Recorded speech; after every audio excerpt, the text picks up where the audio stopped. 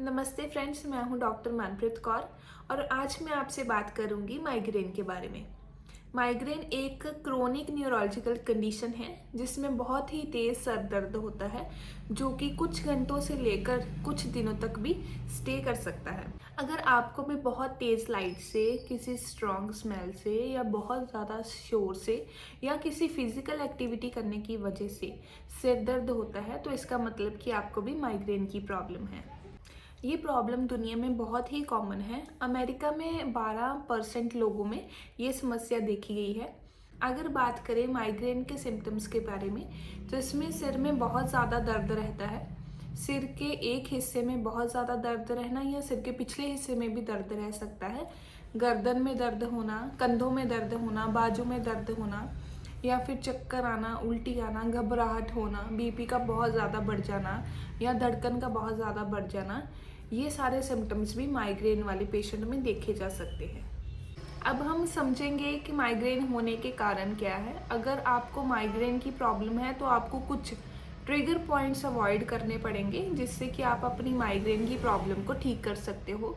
जैसे कि ड्रिंक्स में टी, कॉफ़ी, अल्कोहल, वाइन, इसको अवॉइड करना पड़ेगा।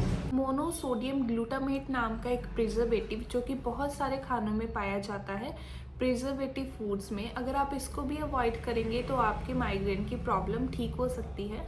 कुछ मेडिसिन्स की वजह से भी, जैसे कि कॉन्ट्रासेप्टिव पिल्स लेने की वजह से, sleeping pills, vasodilator pills, hormonal replacement therapy की वजह से भी ये आपका माइग्रेन ट्रिगर हो सकता है।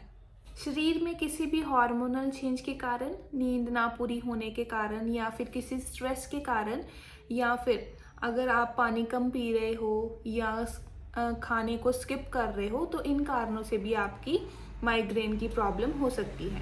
अब बात करेंगे माइग्रेन की टाइप्स के बारे में। माइग्रेन की दो तरह की टाइप्स होती हैं। एक होता है स्ट्रेस या टेंशन हेडेक, दूसरा होता है क्लस्टर हेडेक। स्ट्रेस हेडेक में आपको अगर घर का या फिर ऑफिस का किसी प्रकार का भी स्ट्रेस है या टेंशन है तो उससे आपको ये हेडेक हो सकती है। मेडिसिन लेने के बाद ये हेडेक खुद ब खुद ठीक हो जाती है।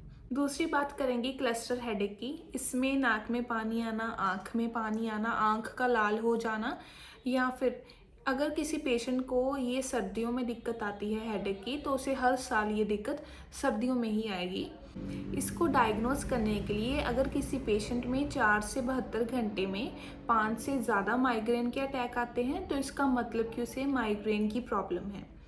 इसके अलावा अगर इनमें से कुछ सिम्टम्स पेशेंट में पाए जाते हैं, जैसे कि एक तरफ बहुत ज़्यादा सिर दर्द होना या फिर बहुत तेज़ सिर दर्द होना या फिर किसी फिजिकल एक्टिविटी की वजह से इसका बढ़ जाना या फिर माइग्रेन की वजह से कोई भी फिजिकल एक्टिविटी ना होना, इनमें से कोई दो भी कारण पेशेंट में है तो पेशेंट को माइग्रेन की प्रॉब्लम है। इसके अलावा अगर पेशेंट में उल्टी वाला मन होना या फिर उल्टी आना या फिर फोटोफोबिया या फोनोफोबिया, फोटोफोबिया का मतलब फियर ऑफ लाइट और फोनोफोबिया का मतलब फियर ऑफ साउंड, अगर इनमें से भी कोई दो सिम्टम्स पेशेंट में आ रहे हैं तो इसका मतलब कि वो माइग्रेन का पेशेंट है।